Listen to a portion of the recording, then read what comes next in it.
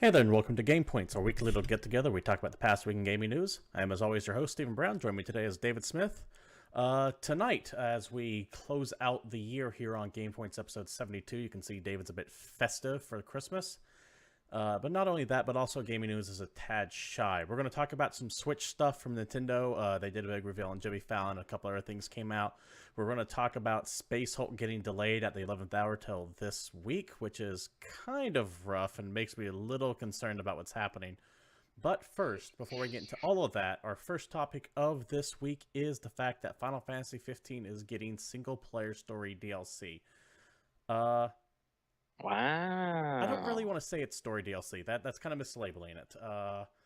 It's more like story corrections and extra plot added in that make the plot make sense. I think it's just getting DLC because isn't it a single player game? It is a single player game, but this isn't like paid Pretty sure DLC. you This is something that they're adding in for free to help clear up what the fuck's going on. Because while I haven't finished the game, and we won't be spoiling anything if you're watching us or listening to us, apparently some characters' motivations just turn on a dime, and you have no reason to know why it happened. There are some people who just get mentioned and never brought up again. Apparently there's just a lot of confusion that happens in the second half of this game that needs clarification. I would say this is more akin to what BioWare did with the ending to Mass Effect 3, where they put in a bunch of exposition at the end to kind of smooth things out a little bit more. But what are your initial thoughts on this, David? Because I have some things I want to get into, but why don't you go ahead I mean and tell us first? it doesn't really seem like much of a bad thing because I know Square is actively trying to win back a bunch of their fan base, and a lot of people seem to be enjoying Final Fantasy 15. I know a lot of people that are pretty stoked that this game is out and that it looks great, and people talking about how it looks awesome on the PS4 Pro and all this other stuff. Um, But the big thing is since it's a free update, it actually makes me kind of hopeful for what Square is doing, just because there's other big RPGs that have free updates, which are, and those games are great.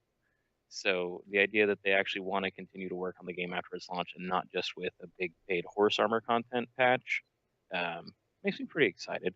I understand that this game got delayed, and then there's obviously a bunch of bugs that I've seen videos of online that are kind of funny. So I enjoy the fact that they're still working on it.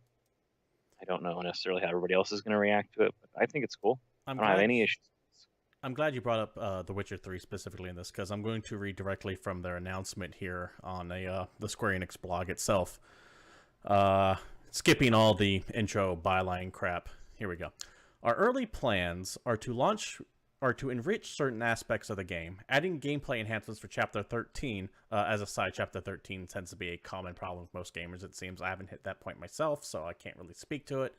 But apparently that chapter in specific is just getting hammered with hate going on. It's really jumped the shark. Yeah. Buffing, ring magic, etc. We will have the specifics of what and when for you at a later date. After that, we're hoping to delve deeper into the story, adding scenes that will give you new insight into character motivations, such as why Ravis walked the path he did. We'll need a little time with these, as they need to be localized and voiced in other languages, but we'll let you know the details once everything is set. For the long term, we are looking at making certain key characters playable, and even considering the possibility of customizable avatars, in addition to other features over time. The other features we have in mind include letting you carry over stats from a previous playthrough, aka New Game Plus, and adding items that will introduce new playstyles, such as low-level runs and God mode. We're also examining readability tweaks, increasing font size for certain languages. On top of that, we're looking at content you can join in real time, including new bosses with exclusive rewards, achievements, and limited time hunts. That is why I'm glad you mentioned Witcher 3, because The Witcher 3 launched, and they did release some single-player content to it for free, a couple quests here and there. But they also made a shit ton of UI changes when they got a bunch of feedback back, just going, here, we know that this sucked, here's trying this. My problem with this, however, is that while The Witcher 3 did add some extra story content, quote-unquote, it was all side story, it was all extra missions. What Final Fantasy 15 here is doing, it's literally fleshing out their story, like the main plot more, because their main plot doesn't make any fucking sense. Okay, I see what you're saying. Well, maybe There's it makes sense to somebody. and there's just a backstory that no one has, so that's why they need it. Perhaps, but that should have been in the game to begin with. I mean, I am enjoying Final Fantasy 15 for what it is, but I have a lot of problems with it. First and foremost being the fact that they did that fucking Destiny thing where to understand what's going on, you have to fucking go outside the game to other media to do it. Destiny did it with their Grimoire cards. Final Fantasy 15 did it with a fucking animated movie and an anime you have to watch on YouTube. And they're almost required watching because without knowing what that backstory is, you have no fucking clue why this empire invaded, why shit goes on the way it does. You have no context for any of this. They just assume. And at no point in the game is it made clear? No. In fact, what they did, that patch they originally delayed the game about 2 months for, they spliced in scenes from the movie into the game, but there's no dialogue during these scenes. It's just the action scenes. So you kind of see what's going on, but they don't talk. They have none of the characters' names anywhere. You have no idea what's going on. And if anything, I it thought makes that it the more full confusing. Kingsglaive movie was included on the disc. Am I No, completely wrong? if you bought like the special edition, Was it just the I special believe it edition that came with with it? Yeah, but if you have like just the stock game itself, that is not on there. That's a strange decision. In addition, changing unlike CD Projekt Red with the way they did Witcher 3, where they changed some interface issues and stuff like that. The last half of this game is apparently, I'm going to say apparently because I haven't done it myself, but apparently the last half of this game is like clearly rushed from what people are saying, which is amazing to me because these guys had 10 fucking years to develop this. Now, I know it's been changed from what its original idea was. Yeah, to be fair, it hasn't been 15 for 10 years. It's been 15 for like 3 or 4 years. That's still way, like when it get, that's still way more time than. Let me see if I can try to phrase this in the right way, but I'm not going to be able to, so I'm just going to fucking come out and say it. The game is half-baked. The game is clearly needing more development time, despite 10 years. And I know Final Fantasy 15 itself, in its current form, hasn't been around for 10 years. Average Joe Gamer doesn't know that. Average Joe Gamer knows this was announced back in 2007, if they're that into it. That's all people hear, is that 10-year development cycle. And this is what they got. And I guess, I mean, it's hard for me to justify the 3 years when Witcher 3 actually took like 4 years to make, and that's pretty close. And significantly longer. You can finish Final Fantasy 15, albeit you are kind of pushing through it in, I'm told, 12 hours. But isn't that supposed to have like, well, I'm just assuming from what they're announcing with the DLC that there's going to be replayability with the new Game Plus, that there's probably alternate things you can do, or is it that's not all stuff really... that's not out yet, though. Now, well, I'm just wondering, based on the game, as you're playing it now, is it the kind of thing that you could see finishing and then having a reason to go back in, jump back in the world and play through differently, or no, this is one and done skills? For me so far. Because that's the big thing that's throwing me, is that it's a big RPG styled game. I know it's an action RPG, it's a little different, whatever, but usually there's a big draw if they're adding replayability or a new Game Plus feature. There's something to keep you coming back, either new skills to unlock, new bosses to fight, something different with the game besides just maybe a slight increase of difficulty. And sometimes there is just an increase of difficulty, but usually for those games, they're going to be far more skill-based in general. So yeah, this is... And I'm just wondering. This doesn't have any of that from my scene. Now, I do want to add another caveat to what I said earlier. Yes, some people are able to beat it in 12 hours. I'm 12 hours into it and haven't even left goddamn chapter 3 yet, because I'm doing every single side quest I can find, and every hunt that I can find, and every branch. You see, I don't really like the, oh, you can beat it in this amount of time. It's like, yeah, fucking speedrunners can beat lots of games really fast. I don't care. My problem is, and this like, is just because people can beat Dark Souls in 16 minutes, doesn't mean that I took 16 minutes to beat it the first time. I have like 170 hours in that game. I get that. I get that. This is where I'm of two minds. One, I understand that this game is a little bit different than normal Final Fantasies, where you have to like sit down and explore. They kind of westernized it, as it were. In fact, they westernized it a little bit too much for Japan sales. It's down in Japan, but it does have all the side quests kind of baked into the main quest itself, as opposed to collect 50 of these to get this ultimate weapon. And they're a little bit more. They're like Witcher 3 in that case, where you just go off the main quest and find all this story stuff out here in the middle of nowhere. That said, the old Final Fantasy's main quest would take, like, speedrunners can do it in 6 to 7 hours using glitches and stuff, for example, in Final Fantasy VI. But if you want to get the full main quest, just grind your way at that alone would still take about 20 plus hours. So there's a disconnect here for me, and I don't know quite what side I want to fall on this one. I'm leaning a little bit more toward, fuck it, I'm playing this one like a Witcher 3. It's just that this is so radically different from what I'm traditionally used to Final Fantasies. It's hard for my brain to fully make that transition. That makes sense. But yeah, I'm kind of glad Square Enix is doing this, because it's one of those things that, yes, fix your fucking game if it's broke, Warner Brothers, for example. I'm very upset that this is all going to be rolled out after I'm already done with the game, because I'm not going to go back through and play it again. I feel this does screw over early adopters a little bit, because once again, this isn't like The Witcher 3 where they released extra hunts and side stories and actual in-depth side stories, but still side stories, not relevant information to the main plot of the game. Gotcha. So, I mean, good on Square Enix for fixing your shit and trying to explain stuff that should have been explained before, but once again, it should have been explained before. I get the distinct feeling this game still needed about another 6 months of development time, but they already, 10 years aside, they did set one date, and they made such a big fucking production about it. I mean, they flew some people down there to do this big hour-long presentation about when it's coming out, and then they missed that date. Could you imagine the shit they would get if they missed another one? So I understand why they did it. Doesn't mean it was right for them to do it, and this game should not have come out until next year, I think. But possible. It is what it is. That aside, I'm enjoying it. It's not a bad game. It's probably on the lower end of the Final Fantasies out there. It's a hell of a lot better than 13, but it's no 6. Take that. Not much is. Yeah, fair enough. But yeah, better than 12. I'm willing to bet it's better than 12. I need to play through 12 again. They have that HD remaster coming out, because I don't remember anything about 12, which I think speaks for itself. If I don't remember it, then there's a good chance there's a reason why I don't remember it. It's probably because it was mediocre. But it wasn't bad. I didn't hate it. Anyways, a shame that the game wasn't finished when it came out, in my opinion. But good on Square for doing for free what they should have done already, whereas some companies would charge for it or just not do it. Once again, Warner Brothers. And then that's my major takeaway, is that, they know how important this game is, they know how important the franchise is, and they know how important their fans are here, so I like what's happening.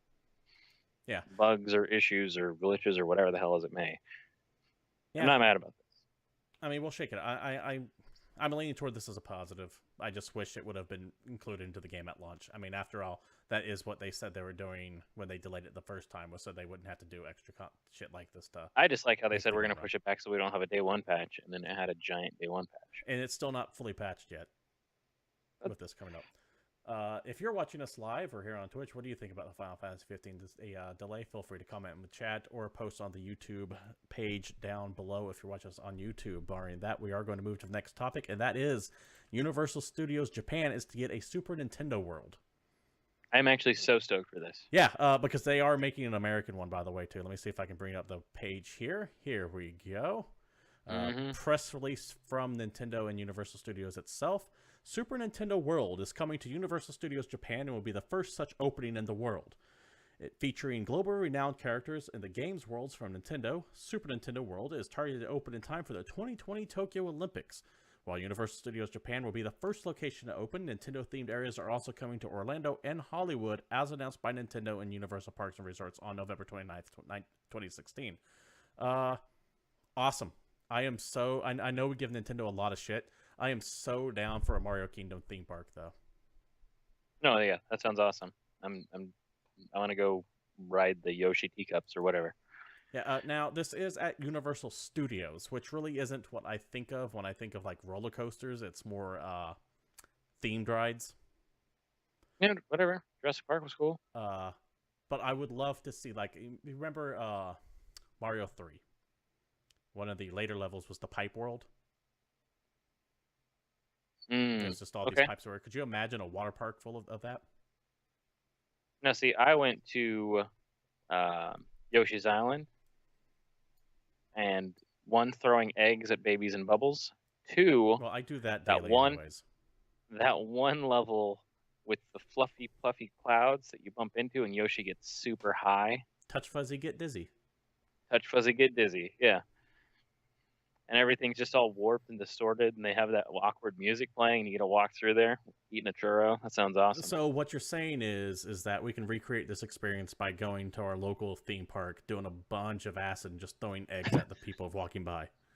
I mean, it won't be as good, but it might be decent. So as an aside, while we're talking about theme parks, the last time I went to Disney World, you know how they have the log ride. Mhm. I knew people in the log that I was in, and in the log behind us. To give you an idea of the security at these goddamn things, we go into this tunnel where it's like all sealed off and no one can see on the inside. So we get the idea to start splashing each other, and then all from like the two logs like have a water fight, and all of a sudden this voice from the heavens booms down. Please keep your hands in the ride. So they are watching your ass 24/7, no matter where you are in that park. Yeah, don't break their stuff. And that shit is kind of terrifying. If you want to know what a truly impressive surveillance system is, go behind the scenes at a Disney theme park, because it is truly Orwellian how fucking in-depth they get with that stuff. They gotta be. Too many missing kids. Well, their big thing... Their big thing, too, is also keeping the magic intact, as it were. So they don't want anything disrupting that. So they will have, like if you start to make a scene, you will be sworn by security guards and rushed off into one of their, like, little hidey holes. Because they have all these hidden doors built into the attractions everywhere and into the sides of the, Well, they also the old-timey buildings. make sure the characters aren't found unmasked and all that stuff. Yeah, the underground complex of Disney World is also immense, so that way people can travel without walking above. It's like fucking NORAD, man. But anyway, Super Nintendo World, rather, coming to Japan before the Sochi Olympics, I believe. Oh no, Tokyo Olympics. Sochi was that the Russia place where they didn't have toilets? The Russia place, because my ability of my knowledge of geography sucks. You mean the Gulag? You know the Olympics I'm talking about, right? Where journalists were like showing, here's our hotel room, and it's like missing sink faucets, and That's from the one that just happened. No, that's Rio. Rio's the city itself is a fucking cesspool. But I'm talking specifically when the Olympics happened in I think it was Sochi. I'm not positive. I can't remember if that's the name or not. But like journalists will be taking pictures of these hotels because these hotels were literally thrown together at the last minute, and the mob just took all the money. So it's a bunch of fucking plywood and a toilet that's not an actual toilet, but a hole in the ground with the plumbing kind of coming up where they didn't install the toilet. Anyways, the Olympics are corrupt as fuck. Watch the Bryant Gumbel real sports on it. It's horrible. Now we're really getting off on a tangent. Let's go ahead and get back on track here and talk more Switch news. And the fact that the Switch had a big reveal on Jimmy Fallon's show a couple nights ago. Which was actually pretty entertaining if you haven't seen it. Yeah, I like Jimmy Fallon. Reggie Fils-Aimé and Shigeru Miyamoto showed up on the show to show off the Switch. Well, they originally... Shigeru was so stoked to be there, by the way. Absolutely. He was like the most excited I've seen him. I mean, he's always excited. He was stoked. They were there mainly to show off Super Mario Run, which comes out later this week. That's the iOS game. But during the last half... Which actually looks pretty fun. Yeah. During the last half of the segment, they pulled out the Switch. And as you can see right here, this is it actually running Zelda. It's not a mock gameplay demo or anything like that. Jimmy Fallon has it in his hands. The camera was showing him controlling the character. I'm excited to know that the console exists, runs games, makes Zelda look and that amazing. Nintendo is comfortable enough to let someone just grab it and play around with it, because Nintendo is very notorious when it comes to controlling that kind of message. They'll usually do behind-the-scenes demos, or they'll have it on a screen while someone else is playing. I'm happy they just let someone else who is not part of their marketing staff get a hold of it and fiddle around with it. To me, that shows they have. I mean, there's also like an 80% chance they'll pull our video because we're showing a commercial that they put on somewhere else. Yeah, well, what are you gonna do? Yep. That looks a lot cooler than I thought it would. Honestly, it's a lot slicker. Mostly because Breath of the Wild runs so much better in this than it did at Gamescom. The Game Awards. It looked like shit at Gamescom. Not Gamescom, the Game Awards. Whatever, same thing. No. not in the slightest, but it's fine. Yeah, it looked bad at the Game Awards. It had bad frame rate issues, horrible showing there. This looked a lot better. And the Switch itself, way sleeker than I thought it was going to be. Like, actually seeing someone hold it, I looked at it and went, okay, that looks like something I can get. And I don't know if I'm necessarily sold on it yet. I kind of need to have more information on it and a price, which we'll find out. Games. Yeah, we'll find out January. 1 month from today, actually. January 12th, I believe, is when they do their big unveiling of it and probably get price and date and all that. But no, good showing for Switch. I'm more excited for it after watching that than I was before, which means they did their job. And I'm also a little bit more excited for it now because it is going to be getting GameCube support on the Virtual Console finally. Amazing. Yeah, the GameCube arguably, I don't want to say arguably because Super Nintendo beat it, but it is one of the better Nintendo consoles out there, despite its relatively short It was life. a cube that played games. That shit came with a handle. Yeah, so you could carry it with you wherever you went, and it was unashamedly purple.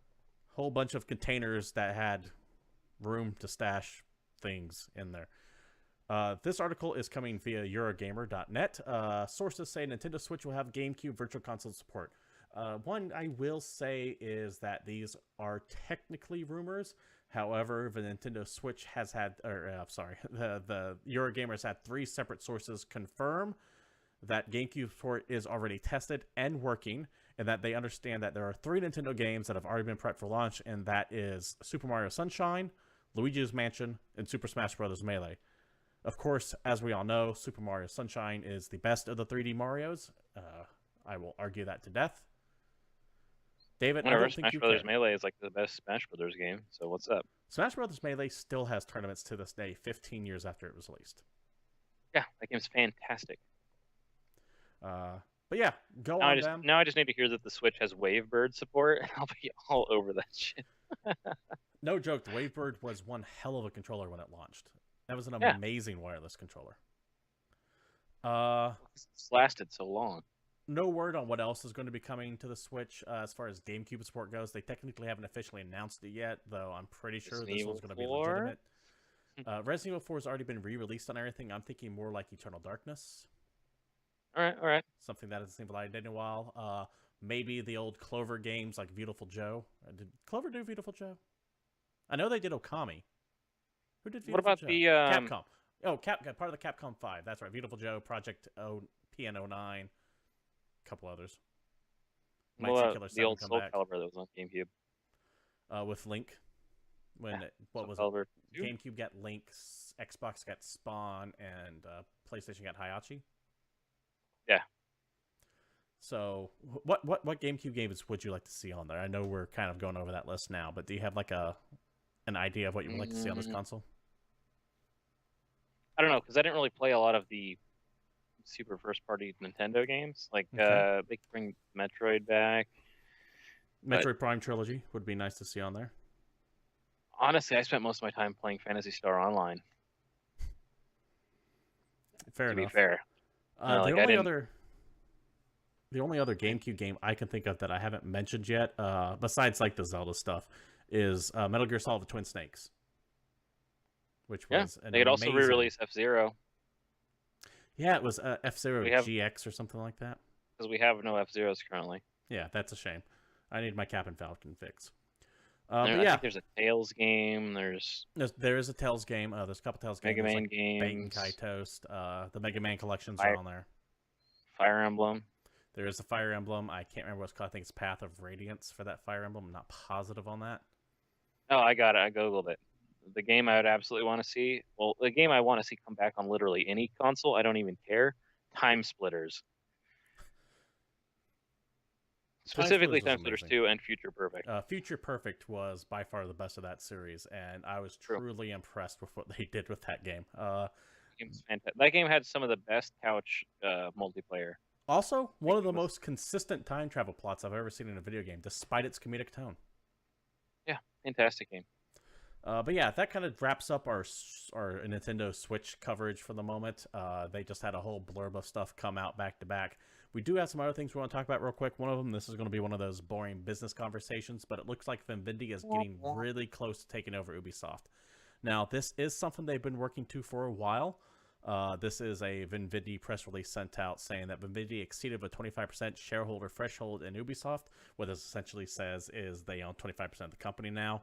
To quote the article itself, Vivendi, which owns 100% of Gameloft, a mobile video games company employing 6,000 people, announced today that on December 7th, 2016, it exceeded a 25% legal threshold of Ubi's share capital, holding 25.15% of Ubisoft share capital and 22.92% of its voting rights based on the number of outstanding shares and voter rights as reported by Ubisoft on October 31st, 2016.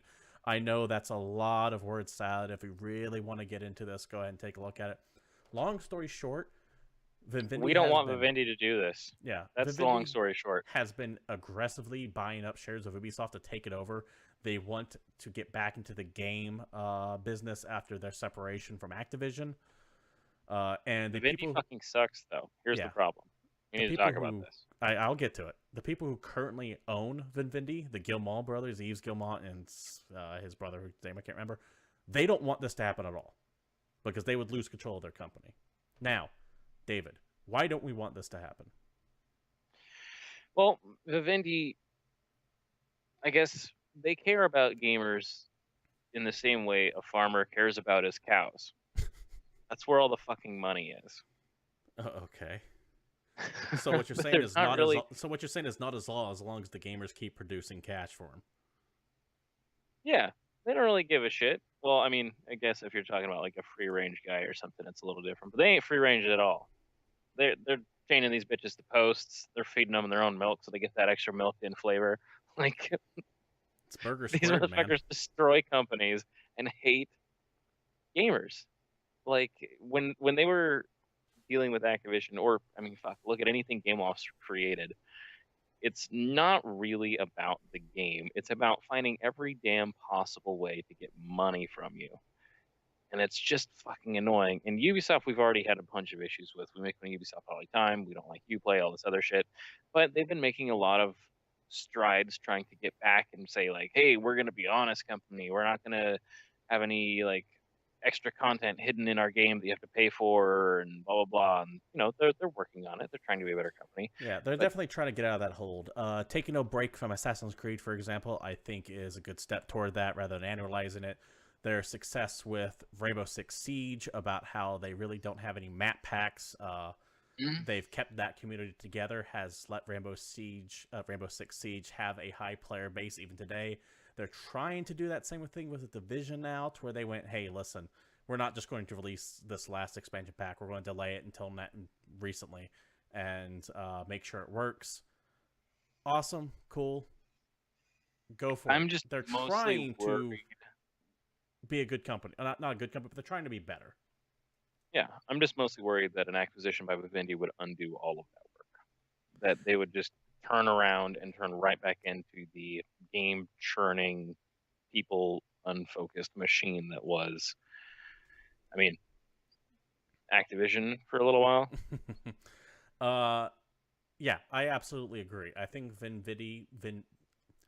Vivendi will undo Ubisoft's attempt to try to undick itself.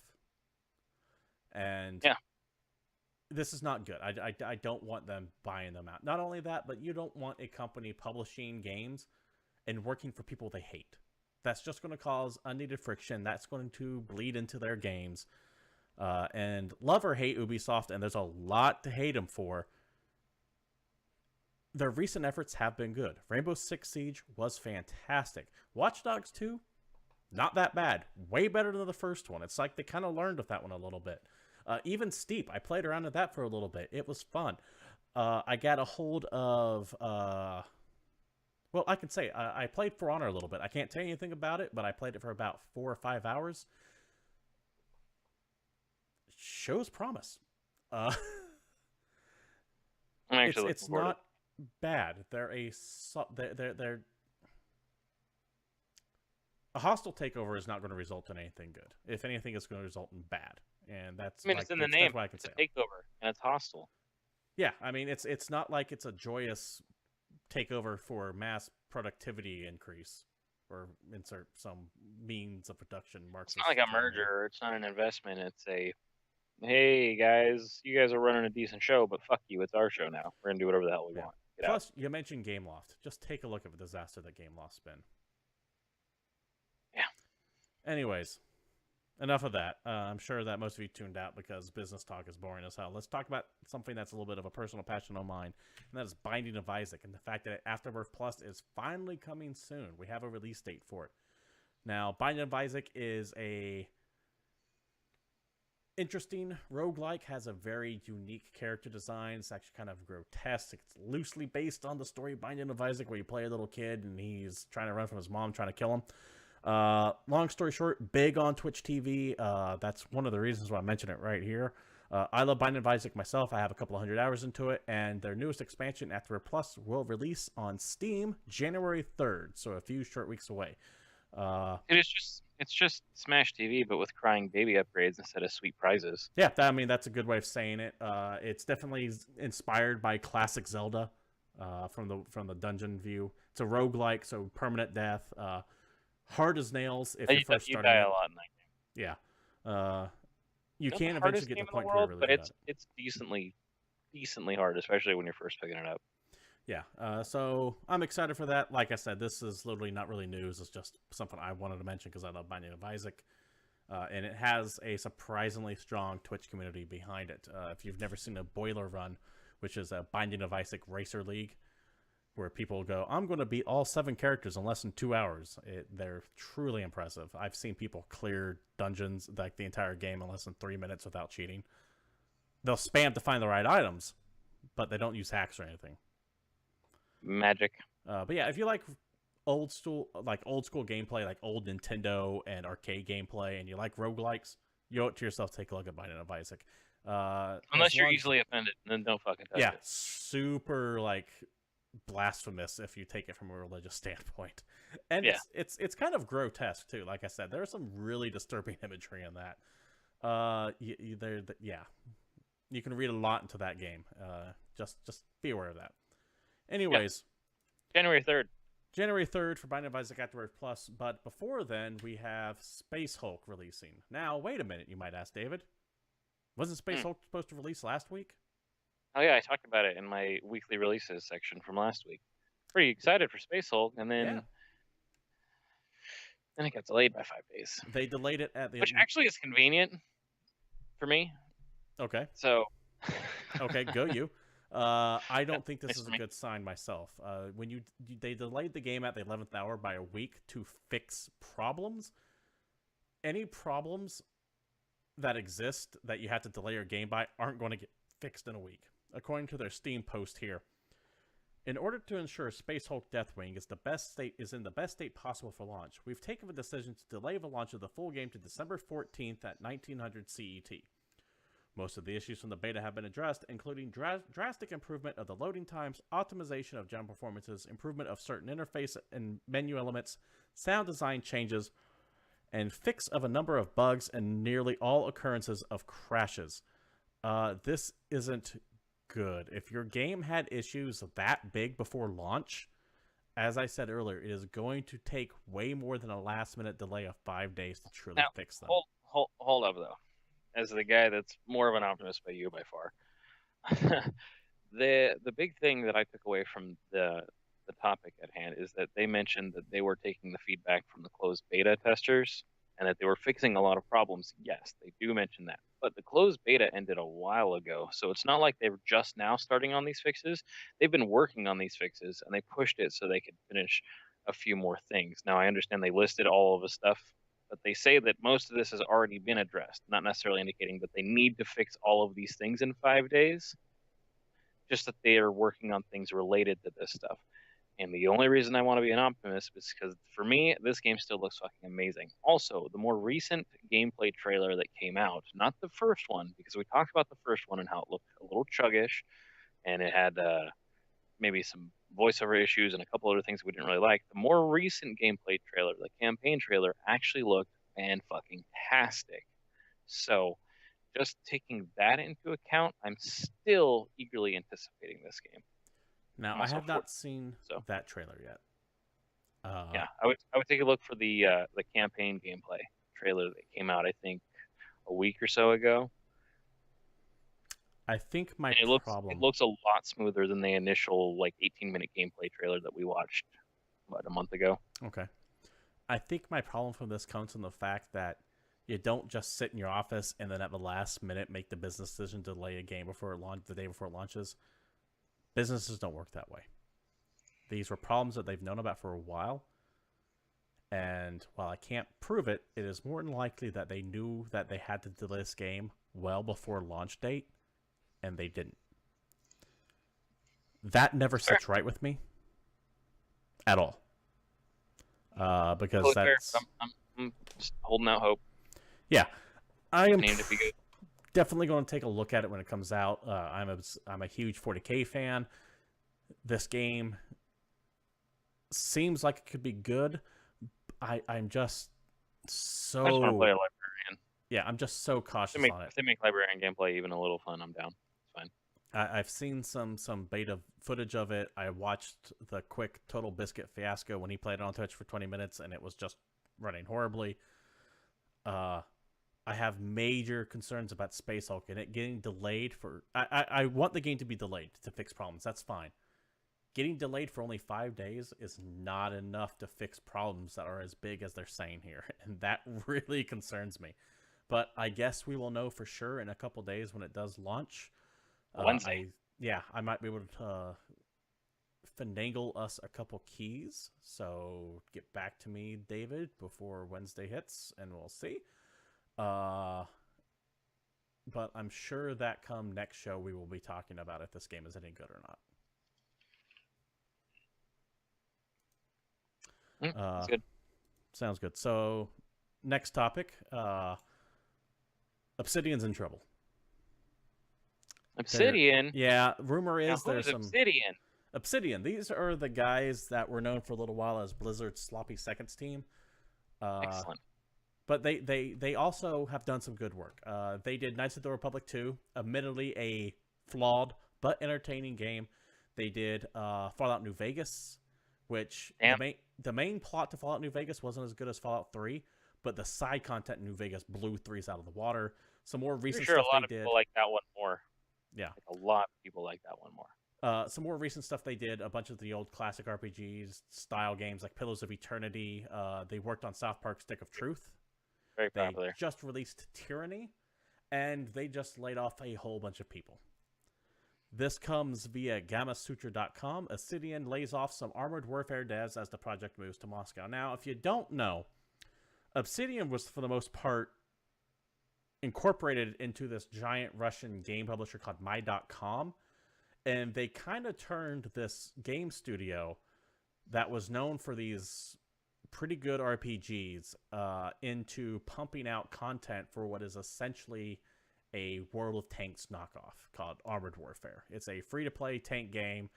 I played a little bit of it. I was bored to tears with it, and it follows that horrendous free-to-play model where it's like, hey, you can play this game for free, but... And it has all these extra microtransactions tacked on. And it's just kind of... It's kind of crass. It's on the... Yeah, it's on one of the more egregious side of the microtransactions, if you ask me. But the article goes on to say that Obsidian Entertainment has laid off an undisclosed number of developers working on the free-to-play game Armored Warfare. The cuts, scheduled to take effect early next year, are a result of a decision made by Armored Warfare publisher My.com to partially move development of the project to the company's headquarters in Moscow. I could care less about Armored Warfare. Most people don't care about Armored Warfare. The problem is that Obsidian is...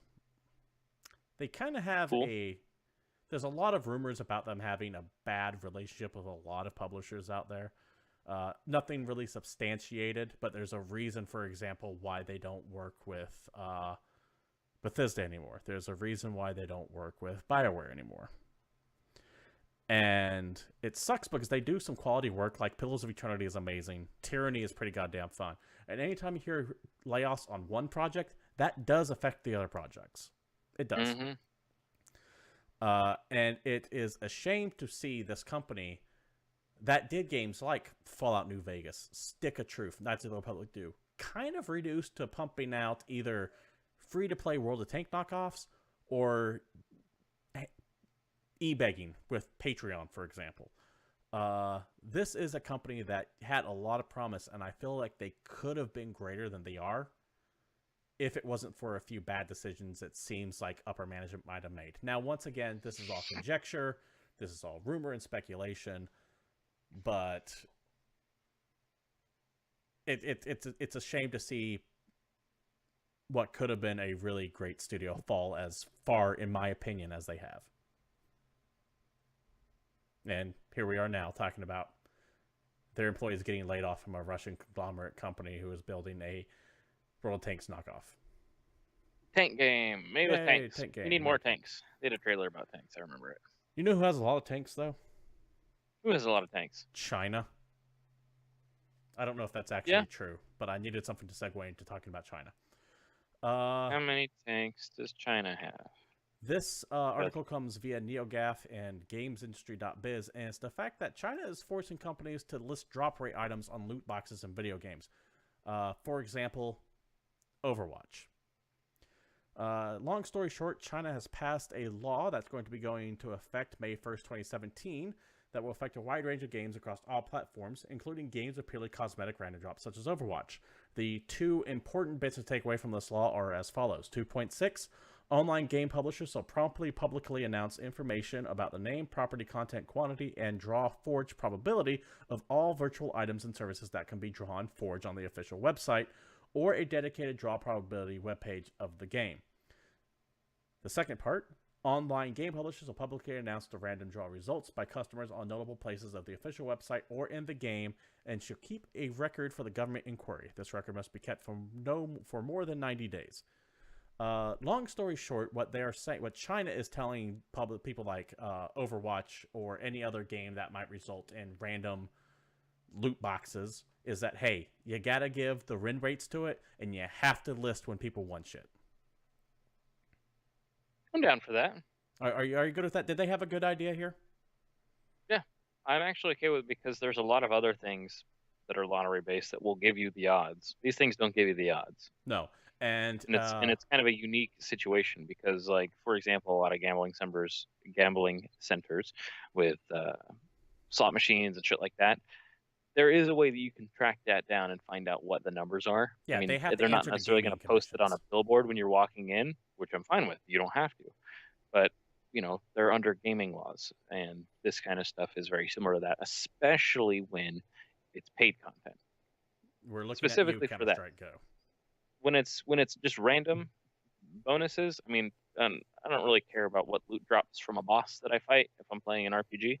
It's not going to matter to me too much. I mean, hopefully I can find that number somewhere if it's something specific that I need to farm, but it's more the gaming and the stuff that actually can be bought with real money that I'd be concerned with.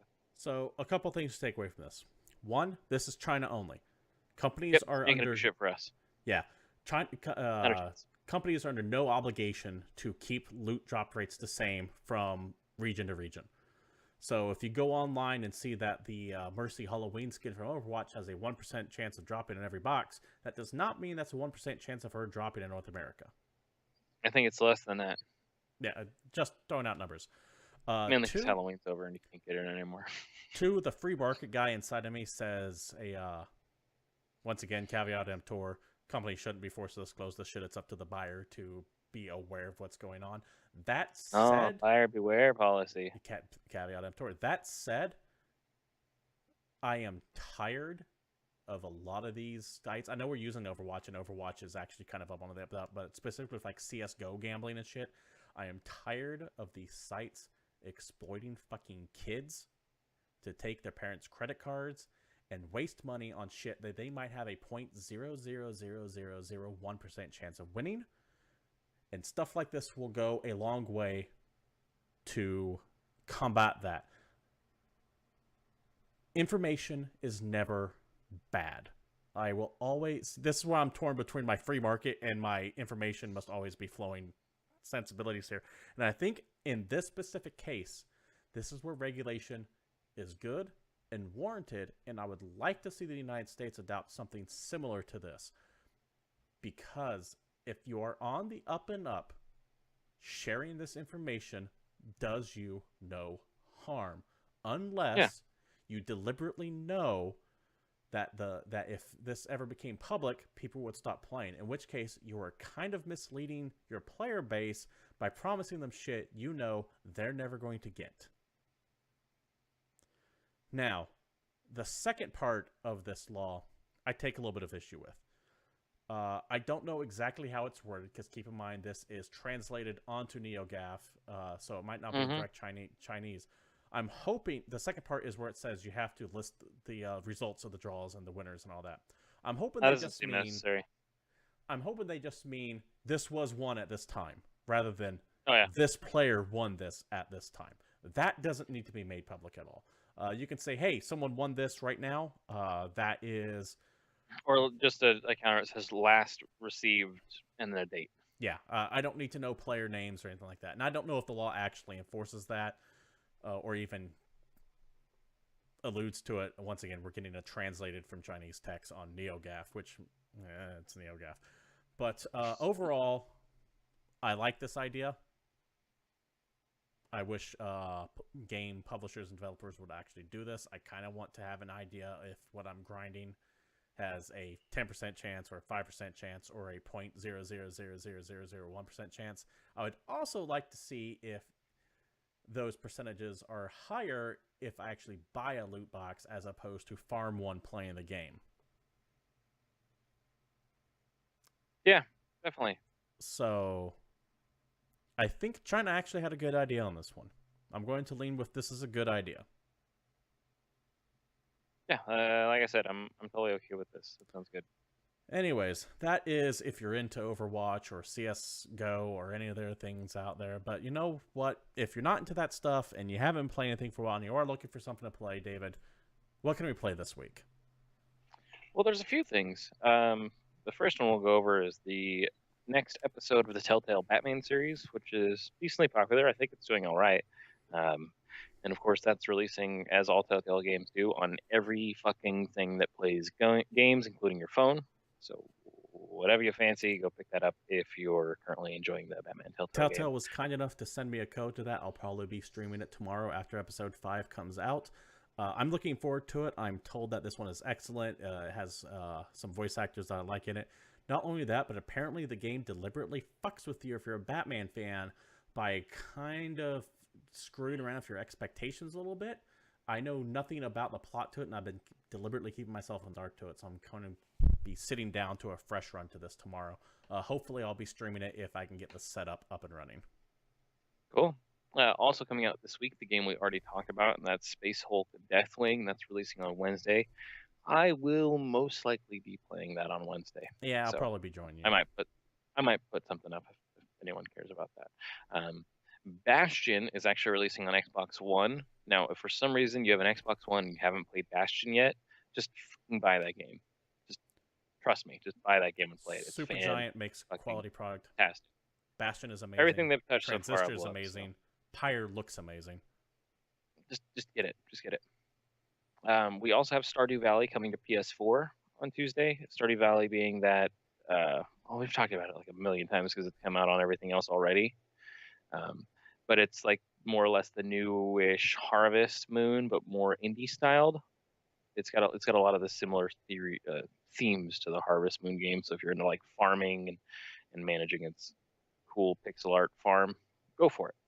Fun little has game. A surprisingly large fan base. Yeah, it's fun. The thing that Jimmy Fallon's excited for is Super Mario Run releasing on iOS devices. So unfortunately, Android fans once again are fucked when the cool new mobile game comes out because you can only play it on your iPad or your Apple phone, whatever. But more important than all of that shit to me, the game that is finally releasing on Steam on the 14th, Guilty Gear Xrd Revelator. We need to talk about this because it's got single player and online multiplayer and local multiplayer, because the last time a Guilty Gear game came out that I was excited for, it was single player fucking only, and that was bullshit. The only thing I'm concerned with is how good the netcode is, because fighters on Steam live or die on that. are very hit or miss. Now, King of Fighters 13 plays well. Street Fighter plays okay, so I'm desperately hoping that this game is going to play super well, because it is by far one of the best looking fighting games out right now, even though it's been out for a while, because this is the game that's completely rendered in 3D, but then still presented as a 2D, like cell shaded looking game. Like, it looks like the most beautiful form of 2D you've ever seen, but it's actually 3D, and you only really see it during certain animations. I don't know. You have to see this game in motion if you haven't before. I'm obviously very excited for this, and I'm picking it up. So there you go. All right, sounds good. Thank you, David. Without further ado, I believe that rolls us to the topic of the week. This is the segment of the show where we always encourage audience participation. If you're watching us live, feel free to type in your comments and questions. If you're watching us on YouTube, comment down below. But this week's topic of the week: is Japanese game development dead? With Final Depends on who you ask. Yeah, with Final Fantasy 15 and The Last Guardian combined taking almost 20 years of development time between the two games, we have to take a serious look at it because they both were finally released. The Last Guardian feels like it's dated as a PlayStation 2 game. Final Fantasy 15, while all right, is still clearly rushed, especially toward the end. Konami is dead. Deader than dead. Capcom is kind of forced to turn back to their old franchises to try to gain nostalgia back, because we all remember Resident Evil.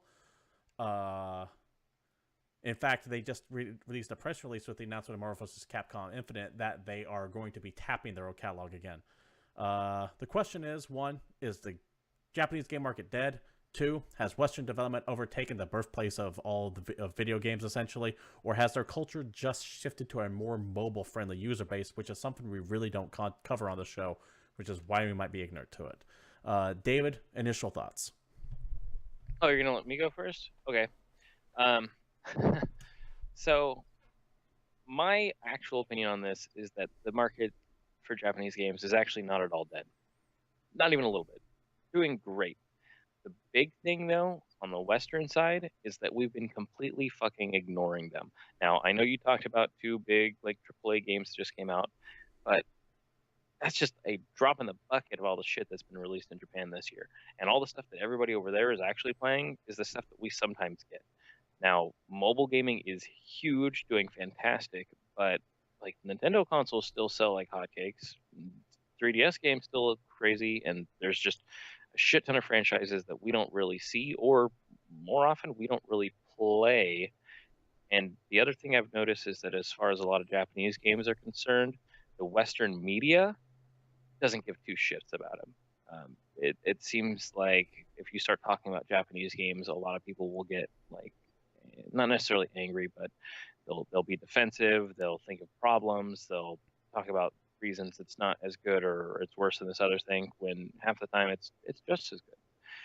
And it all depends on your fan base and what you like to play. So obviously there's still all the old school RPGs still coming out, still fun if that's the kind of thing you're into. I just think as a culture, Western gamers have shifted to prefer Western development, but I don't think that has anything to do with Japanese games just dropping off the face of the earth. I personally think that definitely the Western side of things have overtaken the Japanese market. You're actually seeing that with the fact that Final Fantasy 15 is a far more Western game, because some of the more successful publishers like Square Enix are realizing where the money's at, and it's not in Japan anymore, it's in America. And the fact they westernized Final Fantasy 15 up so much that it's possibly the weakest, not doing well in Japan. Yeah, it's the weakest debut in Japan since Final Fantasy 5, which was kind of considered to be the bastard of the series.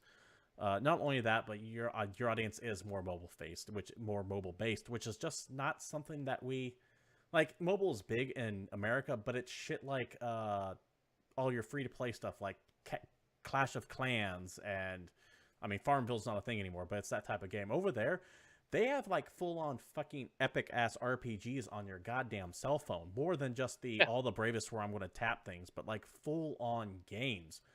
Their mobile gaming scene is far more advanced than what we have right here.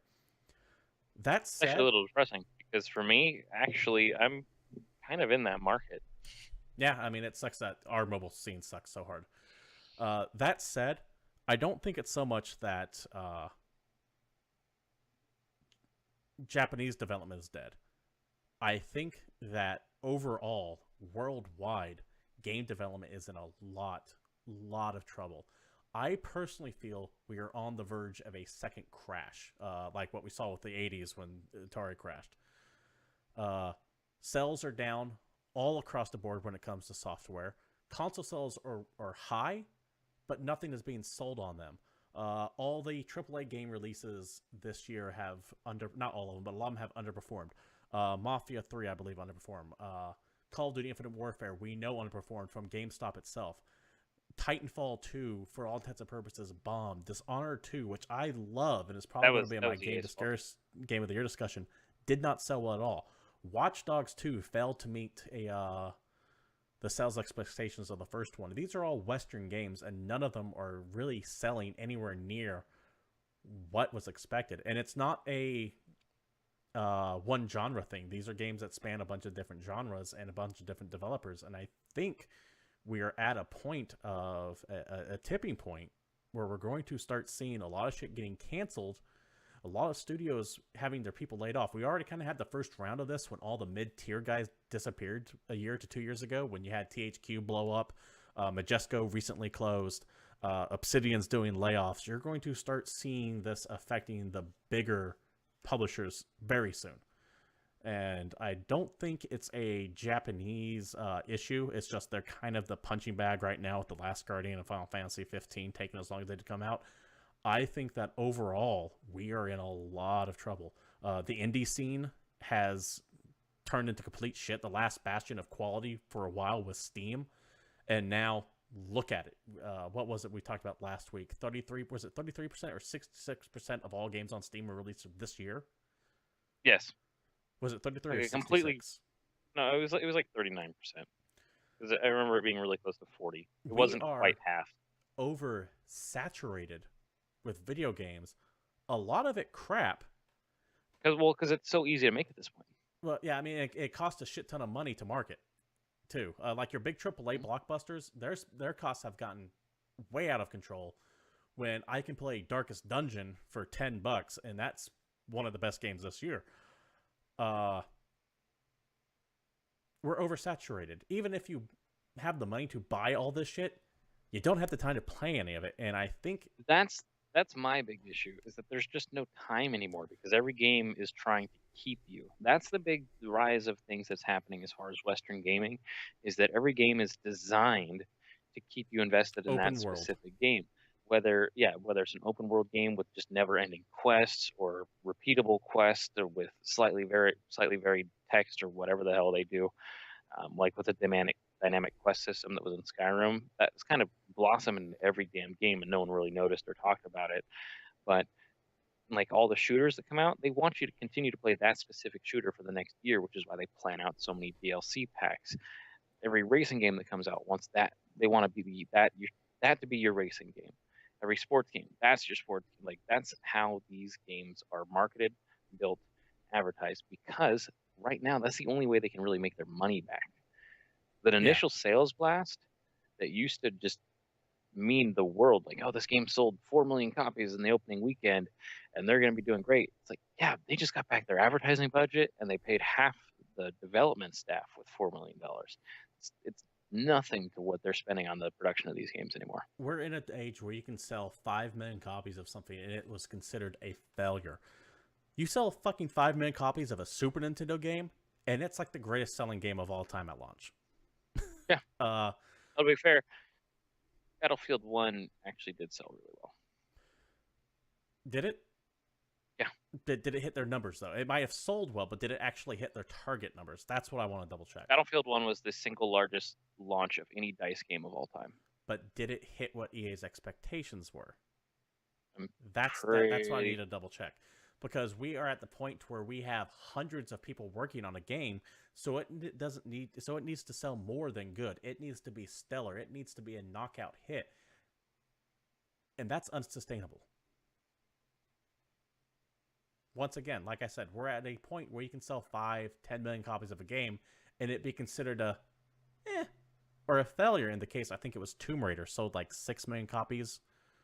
And that was considered a A failure by Well, Square Enix. Rise of the Tomb Raider had issues, but it did really well on PC, not on console, which is strange. But Anyways, to tie this back to what the actual topic is Japanese game development dead? No, I don't think so for the lanes we listed here. I think that it's just moved. all of gaming, all of development has a major issue right now, and I think we're close to a crash, personally. Soft sells across the board, regardless if it's in Japan or North America or the emerging Polish Eastern Bloc scene that's kind of going on right now, which is interesting to see. Things are in trouble. And I think you're going to see a major shakeup soon. I personally think that this is one of the reasons why Sony really didn't release anything first party this year beyond The Last Guardian, is because they, behind closed doors, canceled a lot of shit they were working on and just stretched out the rest of their catalog throughout the next couple years. Once again, that's just pure conjecture and speculation, but I wouldn't be surprised if that's the case.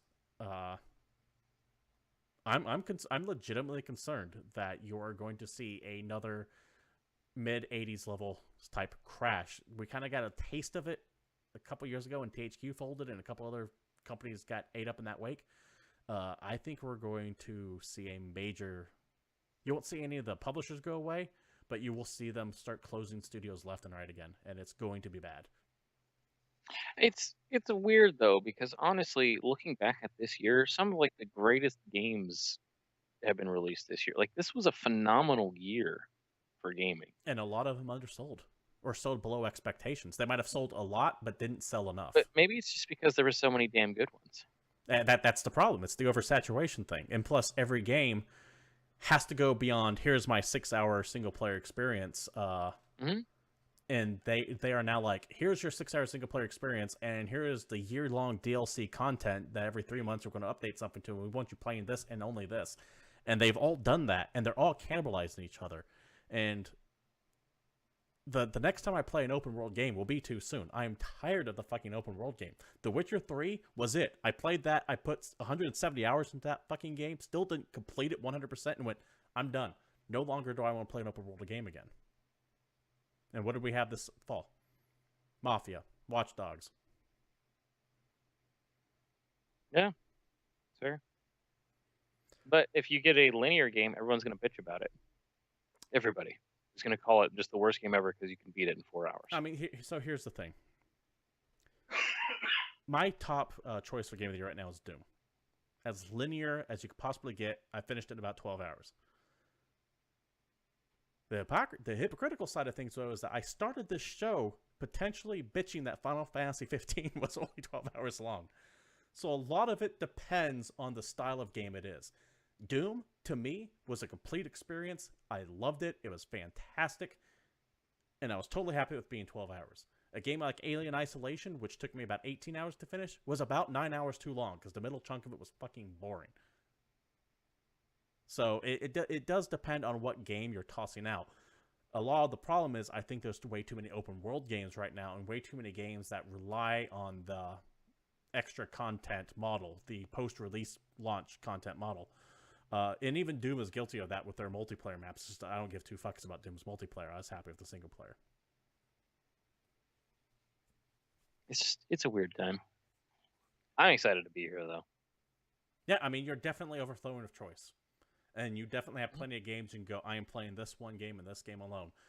In fact, Blizzard has captured my attention on that for a while now. I have been playing almost nothing They've but captured Blizzard a lot games. of people's attention. Yeah, I've been playing nothing but Blizzard games almost exclusively for 3 months now. And that sucks because that means I haven't played Mafia 3 all the way through. It means I haven't played Dishonored, haven't finished rather Dishonored 2. I'm about halfway through it, and I keep getting sucked back into Overwatch. It means I haven't done any of the new Telltale stuff yet. It means play Rocket League. Yeah, I mean, I can't even play Rocket League. I don't have time for Rocket League. Anyways. Yeah, I get it. It's fun. I guess. Sorry. I see chaos coming, and it's not going to be good. But I think for now... Luckily, the Switch will save us all. Yeah, unlikely. I think for now, that's going to wrap things up for the day. This has been GamePoints episode 72. thank you for joining us here on Twitch TV/GamePoints. We do stream live every Monday at 8 p.m. Pacific Standard Time, unless I don't feel like it, in which case, sorry. You can watch Shout out our to old Zion, episodes yeah. of the show here at youtube.com. Type in GamePoints, one word, we pop right up. Cyanide, yeah, we both love Rocket League. I just don't have the time for it. Feel free, as always, to comment, chat, email the show at GamePointsPC@gmail.com. Leave a tweet at GamePointsPC. You can tweet us both at CapitalistPig21 and Palstrife_Satori. But yeah, once again, thanks for watching. This has been GamePoints episode 72, and we are out of here. Don't pre-order.